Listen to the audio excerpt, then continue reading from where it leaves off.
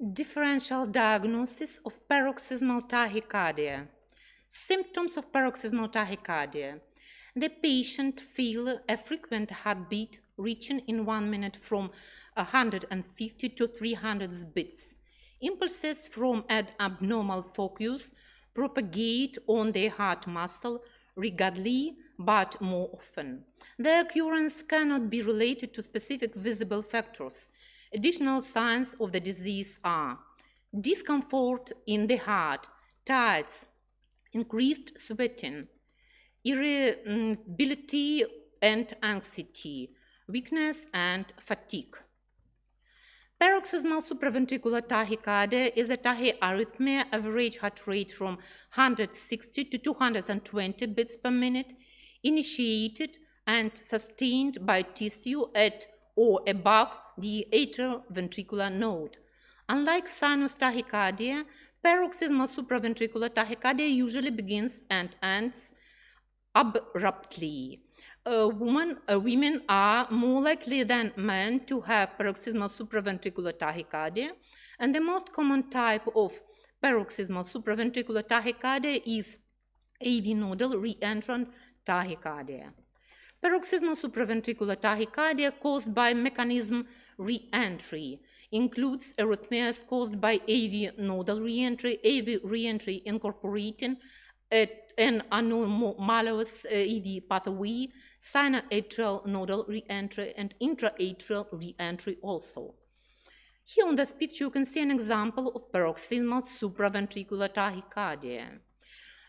Strategies for clinical care of a patient with a history of paroxysmal supraventricular tachycardia should include avoiding factors known to increase ectopy, such as increased sympathetic tone, electrolyte imbalances, and acid-base disturbances.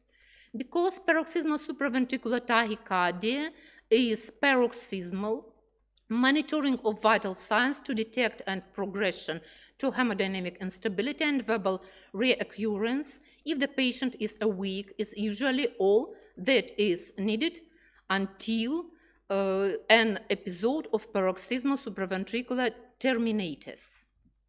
One should evaluate and treat any potential aggravating factors and anticipate the potential need for antidysarrhythmics and or cardioversion. If the patient is in a hemodynamically stable condition, the initial treatment of paroxysmal supraventricular tachycardia can consist of vagal maneuvers such as carotid sinus massage or a Valsalva maneuver. Termination by vagal maneuvers suggests re-entry as the causative mechanism. If conversative treatment is not effective, pharmacological treatment directed at blocking AV nodal contraction is indicated. Clinical factors with the choice of drug treatment, but adenosine or verapamil, calcium channel blockers, and beta blockers are commonly used to terminate paroxysmal supraventricular tachycardia. Intravenous administration of calcium channel blocking drugs such as verapamil and diltiazem can also be useful for terminating paroxysmal supraventricular tachycardia. These drugs have a longer duration of action than adenosine. However, side effects including peripheral vasodilation and negative inotropy can contribute to an undesirable degree of hypertension. Intravenous beta blockers can be used to control or convert paroxysmal supraventricular tachycardia. Electrical cardioversion is indicated for paroxysmal supraventricular tachycardia unresponsive to drugs therapy or paroxysmal supraventricular tachycardia associated with hemodynamic instability. Radiofrequency catheter ablation may be used in patients with recurrent or recalcitrant AV nodal reentrant tachycardia. Atrioventricular nodal reentrant tachycardia is the most common form of supraventricular tachycardia in adults and is not uncommon in children over from 5 to 10 years of age. It usually occurs in the absence of other cardiac abnormalities.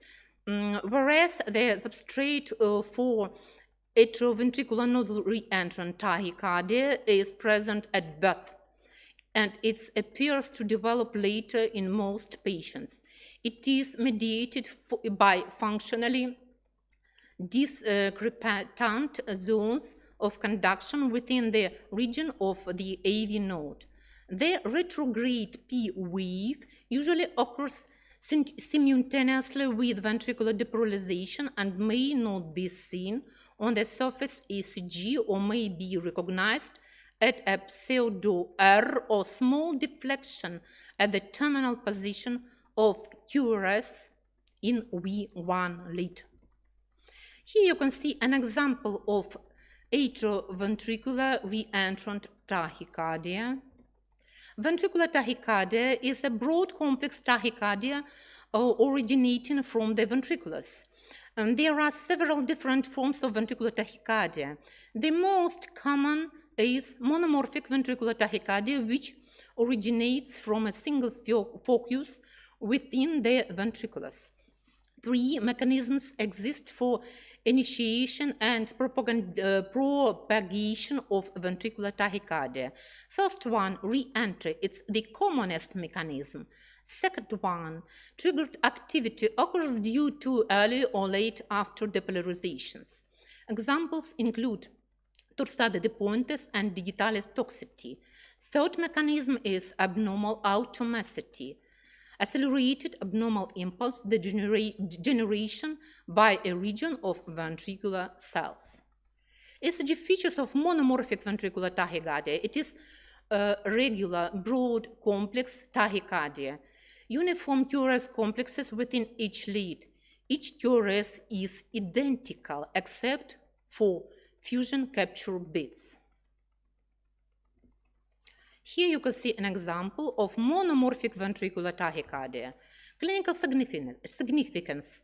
Ventricular tachycardia may impair cardiac output with consequent hypertension, collapse, and acute cardiac failure. This is due to extreme heart rate and loss of coordinated atrial contractions, so-called atrial kick. The presence of pre-existing poor ventricular function is strongly associated with cardiovascular compromise.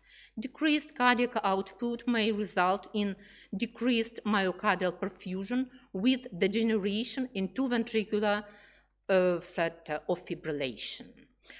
Prompt recognition and initiation of treatment is required in all cases of ventricular tachycardia, and it is electrical cardioversion.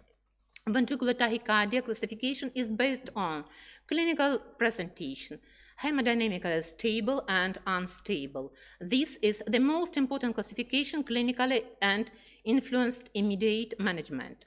According to the duration, it is sustained duration more than 30 seconds or requiring intervention due to hemodynamic compromise, and non-sustained 3 or more consecutive ventricular complexes terminating spontaneously in less than 30 seconds.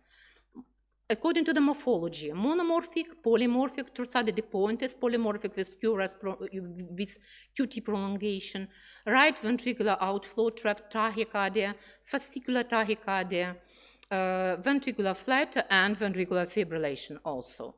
Polymorphic ventricular tachycardia and torsade de pointes. Polymorphic ventricular tachycardia is a form of ventricular tachycardia in which these are multiple ventricular foci with a resultant QRS complex varying in amplitude, axis, and duration. And the most common cause of paroxysmal ventricular tachycardia is, of course, myocardial ischemia or infarction. Torsade de pointes tachycardia is a specific form of paroxysmal ventricular tachycardia occurring in the context of QT prolongation. It has a characteristic morphology in which the QRS complexes twist around the isoelectric line. Here you can see an example of polymorphic ventricular tachycardia, torsade de pointes tachycardia. For torsade de pointes to be diagnosed, the patient must have evidence of both paroxysmal ventricular tachycardia and, of course, QT prolongation. Bidirectrical ventricular tachycardia is another specific type of paroxysmal ventricular tachycardia, most commonly associated with digoxin toxicity. Clinical significance: torsade de pointes is often short-lived and self-terminating, however, can be associated with hemodynamic instability and collapse. Torsade de pointes may also degenerate into ventricular fibrillation, and it's very important. QT prolongation may occur secondary to multiple drug effects, electrolyte abnormalities, and medical conditions. These may combine to produce torsade de pointes. So hypokalemia may precipitate torsade de pointes in a patient with congenital long QT syndrome. And it's very important. Recognition of torsade de pointes and the risk of torsade de pointes allows the instigation of specific management strategies such as magnesium, isoprenaline, overdrive pacing, etc. Differential diagnosis of wide complex tachycardia. Several arrhythmias can present as a wide complex tachycardia occurs more than 120 milliseconds, including ventricular tachycardia, supraventricular tachycardia with aberrant conduction due to bundle branch block, supraventricular tachycardia with aberrant conduction due to pre-existation syndromes, pacemaker-mediated tachycardia, metabolic degenerations, hyperkalemia, poisoning with sodium channel blocking agents. Remember, if in doubt, treat as ventricular tachycardia. If you are not sure, it's necessary to treat as ventricular tachycardia. It's an example of polymorphic ventricular tachycardia. Examples of monomorphic ventricular tachycardia, polymorphic ventricular tachycardia, and torsade de pointes type tachycardia. Here you can see an example of monomorphic ventricular tachycardia to differentiate with polymorphic ventricular tachycardia and ventricular tachycardia torsade de pointes type. And thank you for your attention.